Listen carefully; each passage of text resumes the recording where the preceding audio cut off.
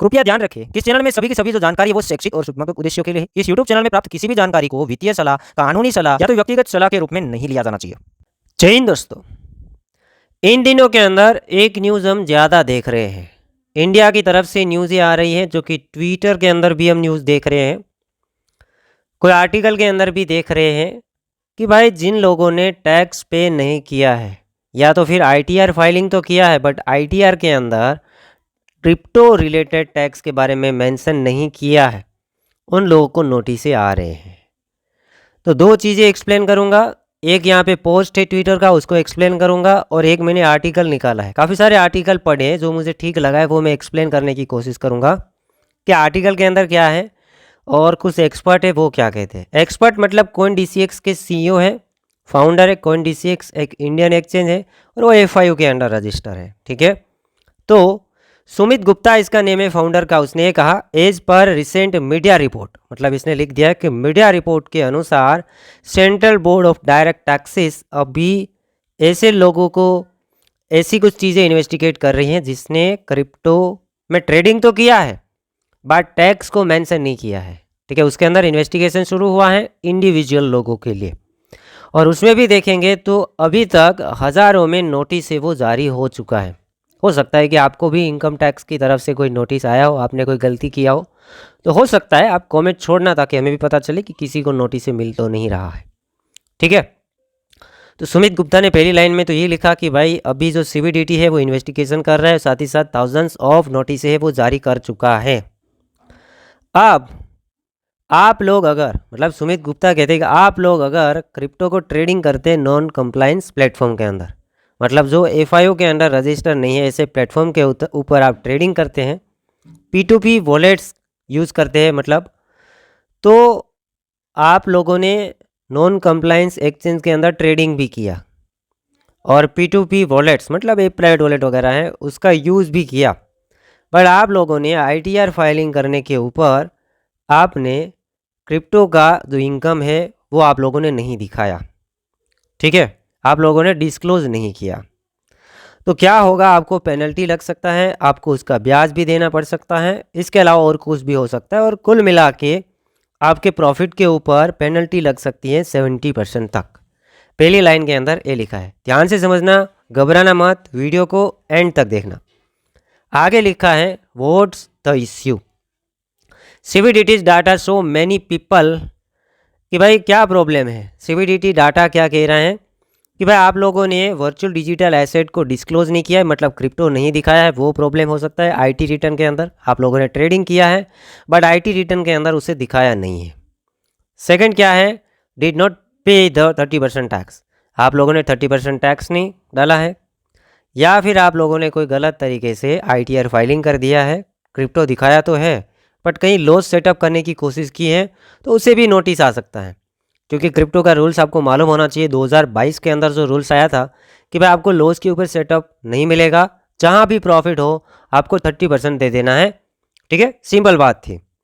और साथ ही साथ यहाँ पे बार बार यही लिखा गया है कि नॉन कंप्लायंस, आप लोग रूल्स का उल्लंघन किया है इनकम टैक्स एक्ट के हिसाब से, तो इन्वेस्टिगेशन होगा और आपको भी ईमेल आ सकता है, नोटिस आ सकता है, ठीक है। सुमित गुप्ता ने आगे क्या कहा है कि भाई वाई दिस मैटर्स, ये मैटर्स क्यों हो रहा है, प्रॉब्लम क्यों हो रहा है। तो उसने कहा कि आप ग्लोबली एक्सचेंज का यूज़ करते हैं, P2P वॉलेट्स का यूज़ करते हैं, या फिर आपको विया एयरड्रॉप आपको मिला है, ठीक है, आपको एयरड्रॉप मिला है, तो आपको अपनी इनकम को, वीडियो इनकम को आपको रिपोर्ट करना चाहिए, और अगर ये नहीं करते हैं, ठीक है, तो प्रॉब्लम होगा।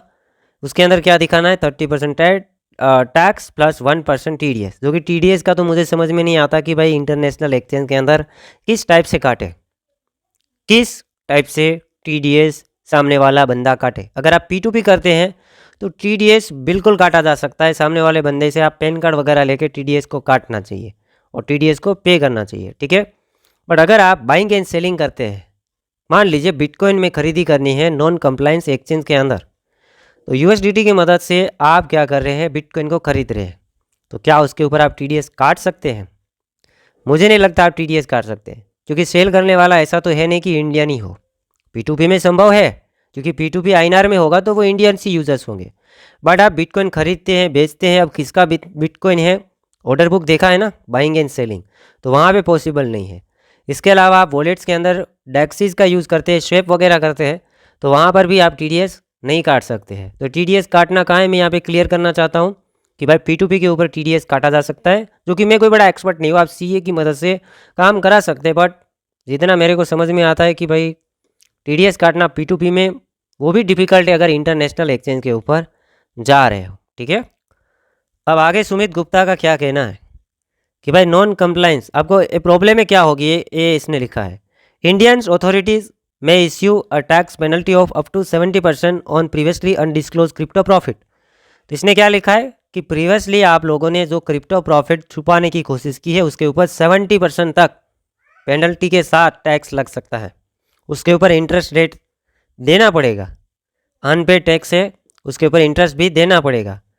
और अगर कुछ उल्टा सीधा ट्रेड किया है, आप कोई पोंजी स्कीम चलवा रहे हो, MLM करवा रहे हो, मनी लॉन्ड्रिंग करवा रहे हो, तो फिर क्रिमिनल केस भी हो सकता है। ऐसा ऐसा इसने लिख दिया। आगे क्या बताया, आगे उसने बताया अपने प्लेटफॉर्म के बारे में कि भाई कौन डिसेक्स कंप्लाइंस है, FIO के अंडर रजिस्टर हैं, हम टाइम पे TDS भी काटते हैं और आपको फॉर्म भी इश्यू करते हैं, हम आपको सिखाते भी हैं कि टैक्स को कैसे पे किया जाए, मतलब अपने बारे में प्रमोट कर दिया लास्ट में, ठीक है। तो सुमित भाई का तो ये कहना है, ठीक है। बाकी अब आर्टिकल के अंदर जाते हैं, आर्टिकल के अंदर क्या है। अब दोस्तों काफ़ी आर्टिकल मैंने पढ़े, सभी में एक जैसा सेम चीज़ लगा, बट एक बड़ा आर्टिकल उठाया, the Hindu, according to the Hindu. इसने क्या लिखा हुआ है पहले से देखते हैं। IT department sends notice to thousands for not paying tax on crypto transactions. हज़ारों नोटिस भेजे हैं IT डिपार्टमेंट ने, बट यहाँ पर जैसे सुमित भाई ने बताया उस टाइप का कोई वर्ड का यूज़ नहीं किया है कि भाई नॉन कंप्लायंस एक्सचेंज में जिन लोगों ने ट्रेडिंग किया उसको मिला है या सभी को मिला है। तो इसने मिक्स बताया, वहाँ पे नॉन कंप्लायंस सुन रहे थे ना, यहाँ पे सभी का दिखाया है, कंप्लायंस भी हो सकता है, नॉन कंप्लायंस भी हो सकता है। तो वहाँ पे शायद सुमित भाई का लिखने में गलती हो गया है। जिसका TDS कट भी रहा था ना, इंडियन एक्सचेंज भी था ना, उसको भी नोटिसें मिल रही हैं, ठीक है। वहाँ पर भी काफ़ी सारे लोगों ने टैक्स डिक्लेयर नहीं किया होगा, तो उससे भी नोटिसें मिल रही हैं। आगे देखते हैं। The income tax department has send notice to thousands of tax payer who have not paid tax on the crypto currency transaction according to source in the central board of direct taxes, CBDT के हिसाब से, ठीक है। बाकी यहाँ पे rules लिखा हुआ है आगे, 2022 के अंदर ये रूल्स लागू हुआ है। इनकम टैक्स एक्ट 1961 उसके according 30% tax applicable plus surcharge भी लगेगा, ठीक है। और उसके अंदर आपको लॉस के अंदर सेटअप वगैरह नहीं मिलेगा, और आपका 1% TDS भी प्लेटफॉर्म से वो काटेंगे, या तो फिर P2P आप अपने हिसाब से करते तो TDS आपको खुद काटना है। इसके अलावा प्लस पॉइंट ये भी मैं बता दूं कि TDS और कहाँ पे नहीं कटेगा और 30% टैक्स कहाँ पे नहीं लगेगा, जो लोग फ्यूचर्स कॉन्ट्रैक्ट में ट्रेडिंग करते हैं। कुछ एक्सचेंजों का ऐसा कहना है कि भाई फ्यूचर्स ट्रेडिंग करेंगे तो वो वर्चुअल डिजिटल एसेट के अंदर नहीं आएगा, क्योंकि वहाँ पे ब्लॉकचेन के ऊपर ट्रांजैक्शन नहीं होता है, ठीक है। वो आप फ्यूचर्स कर रहे, कॉन्ट्रैक्ट को ट्रेडिंग कर रहे हैं, तो फिर वो स्टॉक मार्केट के हिसाब से रूल्स लागू हो सकता है। जो लोग ओनली फॉर फ्यूचर्स ट्रेडिंग करते हैं, मैं भी, जो कि मैं कोई बड़ा एक्सपर्ट नहीं हूँ, बट काफ़ी सारे एक्सपर्ट से मेरी मुलाकात हुई, वो लोगों का तो वो मानना है, ठीक है। इसके अलावा आपका क्रिप्टो में कहीं भी प्रॉफिट हो रहा है, वहाँ पे सेम रूल लागू होगा, 30% टैक्स लगेगा। बाइंग सेलिंग करके प्रॉफिट कर रहे हैं या फिर आपको एयर ड्रॉप मिल रहा है प्रॉफिट कर रहे हैं, तो वहाँ पे सेम रूल लागू होगा। अब इस आर्टिकल के अंदर ये लिखा गया है कि CBDT इन्वेस्टिगेशन कर रहे हैं जो लोग बड़े बड़े हाई ट्रांजैक्शन करते हैं, हाई इन्वेस्टमेंट करते हैं और टैक्स को छुपाने की कोशिश करते हैं। तो उन लोगों की बात है कि पहले तो वहाँ पे इन्वेस्टिगेशन शुरू हुआ है, 1000 रुपये का काम करते, 2000 रुपये का काम करते, ऐसी बात यहाँ पे नहीं है, क्योंकि ऐसे वर्ड का यूज़ किया गया है। यहाँ से आप देख सकते हैं कि भाई लॉन्ड्रिंग के बारे में बताएं, मनी लॉन्ड्रिंग के बारे में बात की है। वो तो बड़ा अमाउंट होगा कि 1000 रुपये का तो मनी लॉन्ड्रिंग नहीं होगा, ठीक है। हाई रिस्क पर्सन, देखो ये वर्ड का यूज़ किया है, हाई रिस्क पर्सन, मतलब ये बड़ा बड़ा ट्रांजेक्शन कर रहा है, उसके लिए अभी ये मान के चलो कि उसके अंदर अभी इन्वेस्टिगेशन जारी हुआ है। और इसके अलावा जैसे मैंने कहा ना, थाउजेंड्स ऑफ यूजर्स को नोटिसें भी। और आगे यहाँ पर इस आर्टिकल के अंदर सेम बात लिखी हुई है कि रिसेंटली काफ़ी सारे जो टैक्स पेयर है उसको ईमेल्स गए हैं CBDT की तरफ से। इनकम टैक्स रिटर्न के अंदर लोगों ने क्या किया है, VDA ट्रांजैक्शन तो किया है बट क्रिप्टो को डिक्लेयर नहीं किया है, या फिर क्रिप्टो डिक्लेयर किया है तो गलत, मतलब गलत तरीके से डिक्लेयर किया है कि भाई मेरे को प्रॉफिट नहीं हो रहा है, या फिर फॉर्म फिल करने में कुछ प्रॉब्लम किए हैं, तो अभी इनकम टैक्स वाले या तो ये कह रहे कि आपने क्रिप्टो को क्यों डिक्लेयर नहीं किया, डिक्लेयर करो, टैक्स पे करो, ठीक है। या फिर ये कह रहे कि आपने गलत तरीके से डिक्लेयर किया, इसमें लॉस वगैरह सेटअप नहीं मिलेगा। समझ रहे हो ना किस किस टाइप के प्रॉब्लम है, उसको ईमेल आए हैं, नोटिस आए हैं। या आपने ठीक से पे नहीं किया है तो आपको नोटिस आएगा, या फिर क्रिप्टो को छुपाने की कोशिश की है तो आपको नोटिस आएगा, और 70% तक जुर्माना लग सकता है प्रॉफिट के अंदर। वो बात भी सही है। आगे मैं बात करूँगा कि इसे पता कैसे चल जाता, ऐसे पता कैसे चल गया कि भाई आपने टैक्स वगैरह पे नहीं किया है। तो या तो कोई प्लेटफॉर्म है वो आपके डाटा है वो शेयर करेंगे, पहला रास्ता वो है।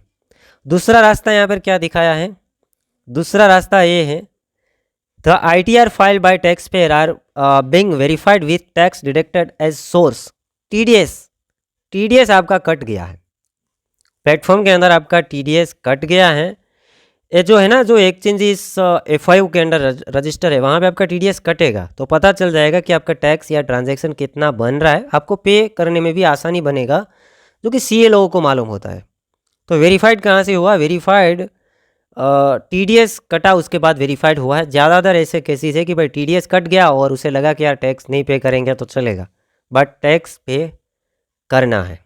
तो अकॉर्डिंग टू द हिंदू यहाँ पर यही बताया जा रहा है कि भाई यहाँ से ITR वालों ने वेरीफाइड किया है कि आपका TDS कटा है और आपने टैक्स पे नहीं किया है, या फिर गलत टैक्स पे किया है, या फिर गलत इनकम दिखा दिया है, मतलब प्रॉफिट ज़्यादा हो रहा है और बताया कुछ और। डाटा तो उसके पास है ही, तो वो आपको नोटिस भेजेंगे ही भेजेंगे। तो हर एक प्लेटफॉर्म के अंदर अगर TDS कटना शुरू हो जाएगा तो आने वाले टाइम के अंदर आसानी रहेगा हमारे लिए भी कि भाई कितने ट्रांजैक्शन किए। इसके अलावा हमें भी पता नहीं चलता है कि कितने ट्रांजैक्शन किए हुए हैं। फॉरेन एक्सचेंज के अंदर आप ट्रेडिंग वगैरह करेंगे तो आइडिया नहीं लगेगा, आपको ध्यान से वहाँ से रिपोर्ट निकालना पड़ेगा, और काफ़ी सारे एक्सचेंजों के अंदर ऐसे ऑप्शन भी नहीं होते हैं कि कैसे रिपोर्ट निकालेंगे। तो आने वाले टाइम के अंदर हर एक एक्सचेंज FIU के अंडर आएंगे, थोड़ा टाइमिंग लगेगा, हमें वेट करना है, पेशेंस रखना है। तो दोनों में अंतर क्या दिखा, सुमित भाई ने जो बताया था ना, उसमें कंप्लायंस की बात नहीं थी कि भाई FIU के अंदर रजिस्टर एक्सचेंज है, उसके अंदर जिन लोगों ने गलती किए हैं, लाइक CoinDCX वाले लोग हैं, उसको भी नोटिस आ रहे होंगे। तो इसने ये नहीं बताया कि भाई CoinDCX यूज़र्स को भी नोटिस आया है, कंप्लायंस यूज़र्स को भी नोटिस आया है, क्योंकि तभी तो यहाँ पे लिखा हुआ है, ठीक है। तो इसने यहाँ पे अपने एक्सचेंज के बारे में थोड़ा बढ़ावा देने के लिए, हो सकता है कि भाई अपना एक्सचेंज प्रमोट करने के लिए पहले तो थोड़ा खौफ क्रिएट किया, ठीक है। ऐसा तो कहीं लिखा नहीं है, गवर्नमेंट ने ऐसा तो कहा नहीं कि भाई अभी जो नॉन कंप्लायंस एक्सचेंज है उसके अंदर आप डिपॉजिट ही ना करो, ऐसा तो कहीं लिखा नहीं है, ठीक है। या फिर ऐसा तो कहा नहीं कि भाई आप कोई वॉलेट का यूज़ ही ना करो। अगर ऐसा होता तो wallets and I think non compliance exchange ऐसे तो बैन हो ही चुके हैं, सभी के सभी बैन होते, जो चल रहे वो लोग बेचारे यूज़ कर रहे हैं। इंडियन एक्सचेंज में क्या, वजीरेक्स का एग्जांपल देख लो, पूरा पैसा वहाँ पे फंसा है, खुद मेरा 90% पैसा फंस गया। अब क्या करेंगे अपन, कंप्लीटली फंड फंस गया, तो डर लगता है ना, ठीक है। अब आप लोग ऐसी चीज़ें दिखाएंगे कि भाई only for non compliance exchange में ही प्रॉब्लम हो रहा है, इसका मतलब ये नहीं है कि भाई आप लोगों को प्रेशर दो, ठीक है। दोनों को नोटिस आए हैं और दोनों को आएगा, सिंपल बात है। जो टैक्स पे नहीं करेगा, प्रॉफिट हुआ है तो उसको नोटिस आएगा, आज नहीं तो कल, आगे जाके जब भी पकड़ा जाएगा नोटिस आएगा, क्योंकि exchange and platforms government data मांगेगा तो वो शेयर करेगा, सिंपल है। तो CoinDCX भी हो, उसका भी यूज़ किया है, TDS कटा है, नोटिस आएगा। CoinDCX नहीं है, टैक्स पे नहीं किया है, नोटिस आएगा, डाटा शेयर होगा। तो सिंपल है, दोनों साइड पे रखो, ठीक है। तो उम्मीद करता हूँ दोस्तों आपको ये वीडियो एंड अपडेट पसंद आया होगा, और दोस्तों अगर इसमें कुछ गलत चीज़ें मैंने बताई हैं तो कमेंट कर सकते हैं, क्योंकि मैं कोई एक्सपर्ट नहीं हूँ, मैं नहीं जानता हूँ। मैं ट्रेडिंग के बारे में जानता हूँ, चार्ट एनालिसिस के बारे में जानता हूँ, ज़्यादा नहीं जानता, बट मैंने कंपैरिजन करने की कोशिश की। मैंने काफ़ी आर्टिकल भी पढ़े हैं ना, अभी हमने देखा वो द हिंदू का था, और ये तो एक ट्विटर पोस्ट है सुमित गुप्ता CoinDCX के फाउंडर, तो दोनों चीज़ें दिखाए। और ये न्यूज़ था तो मेरे को आपको कवर करना था कि भाई आप ट्रेडिंग कर रहे हैं तो कोई अच्छा CA ढूंढ के उससे बात कीजिएगा, और ध्यान से ठीक से टैक्स को according to Indian rules tax को पे कीजिएगा, ठीक है। किसी और के कहने पे, इसके कहने पे डरना मत, बस एक सीए पकड़ना अच्छा वाला, जिसको ज़्यादा मालूम है क्रिप्टो के बारे में, जो वो बताएगा उसके हिसाब से आप जितना भी टैक्स बनता है पे कर दीजिएगा, प्रॉब्लम नहीं होगा।